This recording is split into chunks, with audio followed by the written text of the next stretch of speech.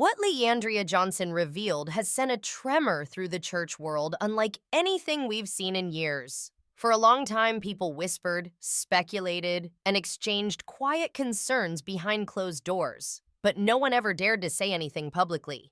No one with influence, no one with a platform, no one with enough courage to stand alone. But all of that changed the moment Leandria stepped forward and spoke. Not in riddles, not in coded church language, not in vague warnings. She spoke plainly, boldly, and without hesitation, exposing both Bishop J. Drew Sheard and Dr. Myron Williams in a way that has left thousands stunned, confused, and questioning everything they believed about the leaders they once trusted. It all began with that now infamous moment on the convocation stage, a moment that, on the surface, looked like an innocent slip. Bishop Sheard called Dr. Williams forward, praised him publicly, and then casually asked him the simplest question any believer should be able to answer in their sleep. "What's the name of your church?" But instead of answering, Myron froze. His eyes darted. His smile faltered. His confidence cracked in front of thousands. And before he could even form a sentence, Bishop Sheard jumped in, rushed to fill the silence, and fed him the answer like a coach covering for a player who doesn't know the playbook. It was quick. It was awkward, and it was the moment everything fell apart. While the crowd shifted uneasily, while social media replayed the clip, while church members tried to convince themselves that it was nothing more than stage nerves, Leandria Johnson saw something else. Something she says she's seen many times before in her years around church leadership. She saw fear, she saw guilt, and she saw a lie unraveling in real time. According to her, that one moment exposed something much bigger than Myron forgetting the name of his own church. It exposed a system of cover-ups, favoritism, politics, and quiet arrangements that leadership hoped would stay buried. When Leandria finally spoke about the incident, she didn't choose sides. She exposed both. She said Bishop Sheard shouldn't have been so quick to answer for Myron, because that level of interference doesn't happen unless there's something to hide. And then she said Myron shouldn't be on any national platform representing a denomination he isn't even faithfully part of. Her words were sharp, unapologetic, and deeply uncomfortable for people who have gotten used to the church avoiding hard truths. But Leandria didn't stop there. She said this wasn't the first time she saw leaders protecting their own image at the expense of honesty. She said she had watched people in high positions cover for each other, manipulate situations, and silence anyone who dared question decisions behind closed doors. And that's when the storm truly began. Because Leandria wasn't just calling out one moment, she was calling out a pattern. According to her, Bishop Sheard's reaction wasn't the reaction of a leader caught off guard. It was the reaction of a leader caught in the middle of a cover-up. And Myron's silence? She says that wasn't forgetfulness. That was fear. Fear of being exposed. Fear of losing position. Fear of letting a truth slip that could unravel everything they built together. In her own words, she said, "If everything was honest, why did both of them look so nervous?" And with that one line, she reframed the entire conversation. Her statement didn't just ignite discussion, it split people down the middle. Some called her brave. Others called her divisive. Some thanked her for speaking the truth. Others accused her of stirring trouble. But the one thing no one could deny was this. After Leandria spoke, the excuses stopped sounding convincing. The clip stopped looking innocent. And the silence from leadership became even louder. Because now the question is no longer, why did Myron hesitate? The question is, what were Bishop Sheard and Dr. Williams trying so hard to hide? And why did it take Leandria Johnson to finally pull the curtain back? Leandria didn't just speak once and disappear. What shocked the church world even more was how boldly she continued, peeling back layers that most people didn't even know existed. She said the convocation moment wasn't an isolated slip. It was the symptom of a culture she had been watching for years. And once she started talking, there was no stopping the flood of details she had been holding back. Her voice wasn't angry. It was tired. Tired of watching silence used as protection. tired of watching people with titles live double lives, tired of watching the church accept behavior behind the scenes that would never be tolerated in the pulpit. She said that the moment Myron froze was the exact moment the truth finally surfaced. You can only pretend for so long before the mask slips, and that stage, that spotlight, it exposes everything.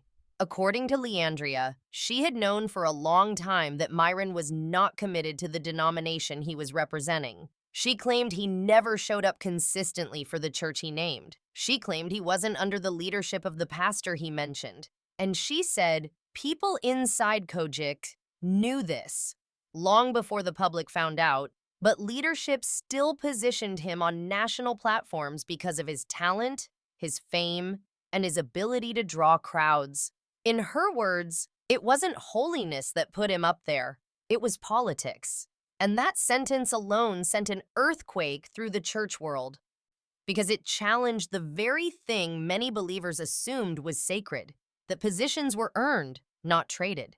But Leandria didn't stop with Myron. She turned her attention directly toward Bishop Sheard's reaction on stage. She said the way he jumped in, the way he supplied every answer, exposed something deeper than embarrassment. She said it looked like a man protecting an investment. She said it looked like someone trying to hold together a story that had worked for years until one unexpected question tore it open.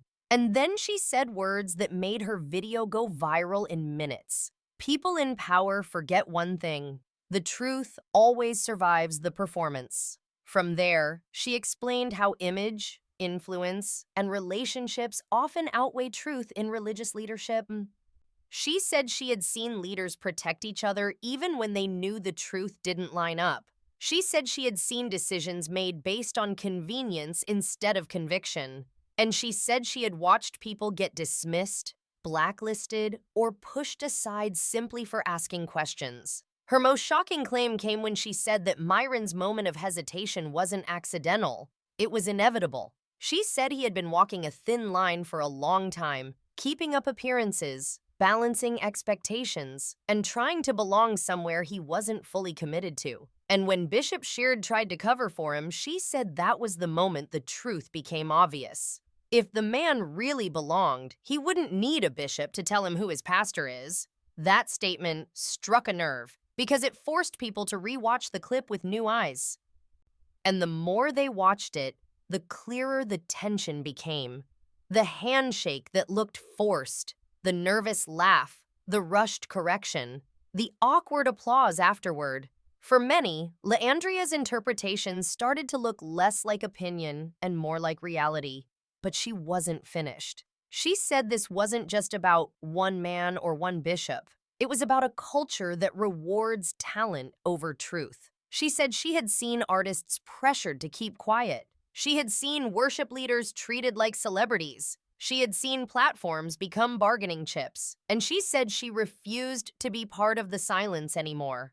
Her exact words were, "Y'all keep trying to clean up mess instead of cleaning up the system. And that's why moments like this keep happening." That sentence hit harder than anything she said before.